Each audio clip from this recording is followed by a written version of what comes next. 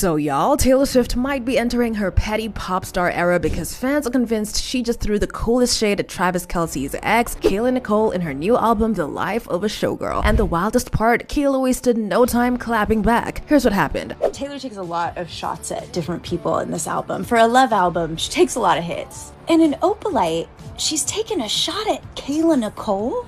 Fans were busy decoding the lyrics of Taylor's new songs like they always do, but one track immediately stood out, Opalite. At first, it sounded like a regular heartbreak song, but when Swifties listened closer, things got specific. Taylor sings about being in her phone and just a pose. That's when fans paused. Those lines sounded a little too familiar. Swifties instantly connected them to Travis and Kayla's past. You remember, they dated on and off for 5 years before splitting in 2022, and right around that time, a clip resurfaced of Travis scolding Kayla at the dinner for being on her phone too much. He told her to get off your phone and even called her a loser. Oh, live for the way.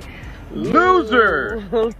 Look at me. What is that? Yo. Obsessed. So when Taylor sang about something obviously connected, fans were convinced she was referencing that exact moment. It felt like Taylor was echoing something Travis might have told her, or worse. Now, here's the thing. This isn't the only track where Taylor takes subtle digs. The album is full of songs about fame, jealousy, and fake love, and Opalite fits right in. So it's not hard to believe she slipped in a jab at Kayla, especially now that she's engaged to Travis. But Kayla didn't let that energy slide. She responded in her own way. Just hours after the album dropped, she posted photos from a Hollywood Confidential dinner, glowing in a brown silk halter dress and soft curls. Her caption read, "What an honor to share a table with some of the most iconic girlfriends of all time." That wasn't just a caption, that was a statement. She went on to thank the organizers for creating a space for visibility, sisterhood, and storytelling. Fans immediately noticed how those words hit deeper than surface level appreciation. It sounded like Kayla was reminding people that she's more than someone's ex, she's building something of her own. Then came the story post that sealed it. Kayla reposted a clip from America's Next Top Model where Eva Marcel tells Tyra Banks, "I don't compare myself to other girls." Meanwhile, the internet started side-eyeing Taylor. People are saying that if she's already engaged to Travis Kelce and still writing songs about his ex, it doesn't read like confidence, it reads like insecurity. Because let's be honest, Travis and Kayla weren't just some short-term fling. They were together for years, and that kind of history doesn't disappear overnight. Plus, the women Travis has been linked to before Taylor, like Megan Thee Stallion and Coco Jones, all resemble Kayla. Even Yahoo Entertainment once reported that Travis asked Megan out and was constantly liking Coco's photos. So when the fans say Taylor's not his usual type, they are not wrong, which could explain the tone of her lyrics. They don't sound like confidence, they sound like someone trying to convince herself she's the one. That's why people are calling this her insecure era, because when you're happy and unbothered, you don't write about your man's ex, you move on. But Kayla, she is doing exactly that. Between her podcast, Pregame with Kayla Nicole, and her career moves, she's focused on herself. So while Taylor's allegedly turning jealousy into art, Kayla's showing what grace under pressure really looks like. And the internet is definitely taking sides. One fan wrote, "Taking shots at an ex is weird. It's either you won the prize or you didn't." While another added, "Travis is straight up using Taylor. He also used Kayla to be seen as cool and black adjacent. He's an opportunist, period." Now, at the end of the day, both women seem to be handling things in their own way. Taylor turned her feelings into music, while Kayla chose to move on with quiet confidence. Whether Opalite was truly about Kayla or just inspired by old conversations, it's clear the song has reignited public curiosity about everyone involved and reminded fans that some stories in Hollywood never really fade. Alright y'all, what do you guys think?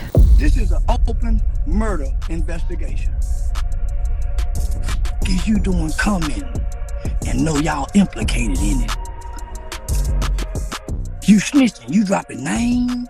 Charleston White claims he has proof that Jay Prince isn't just playing a mob boss. He alleges there's real footage linking him to gang activity. And this is the kind of receipt that could flip the whole mob ties image upside down. Instead of just throwing shots online, Charleston's been laser focused on Jay Prince and mob ties, breaking down what he calls their fake grip on Houston. How the f do mob ties run something? When Sandra Bland got killed by that white boy state trooper, mob ties.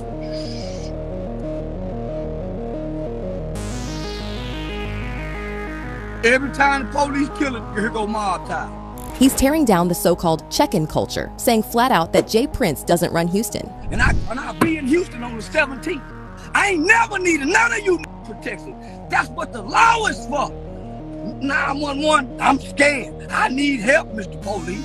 You talking about I'm gonna call a week.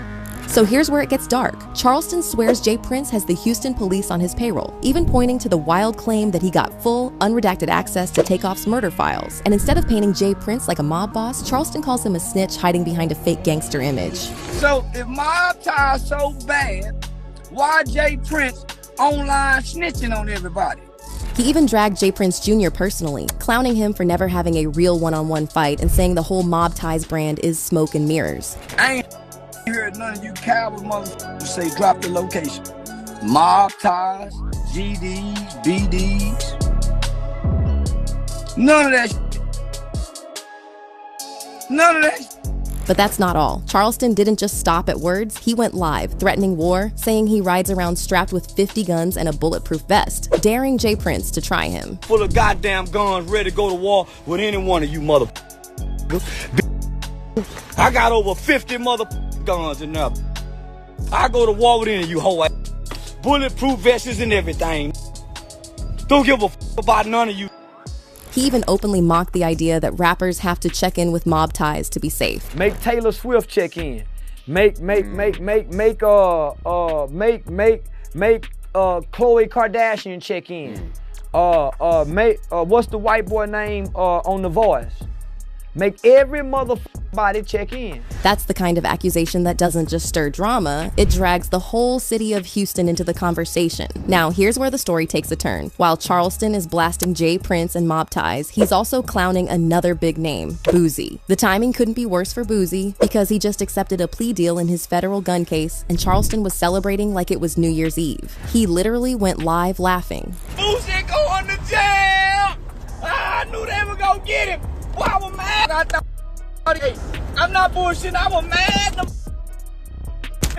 Boosie going to jail, y'all. Boosie going to jail. Boosie, on the other hand, sounded defeated. After years of dodging charges and surviving beefs, he admitted he was tired of fighting in court and just wanted it to end. He leaned on faith, posting that God doesn't make mistakes, but even while he's showing a vulnerable side, Charleston's dancing on his downfall, making it clear he never cared if Boosie made it back out. This isn't random though. Charleston's beef with Boosie goes way back. Charleston started randomly dragging Boosie's son Tootie Raw, predicting he'd end up in jail, and when Tootie really did get arrested, Charleston took credit for calling the cops. That's the type of below-the-belt trolling Charleston thrives on. So when the feds circled back on Boosie's old gun charge, Charleston treated it like his Super Bowl. To him, this wasn't just another rapper slipping up, it was proof that all his trolling was right. Now J. Prince's name is being dragged in the mud, Boosie's looking defeated, and Charleston's laughing through it all. But the part nobody expected? He says he's just getting started.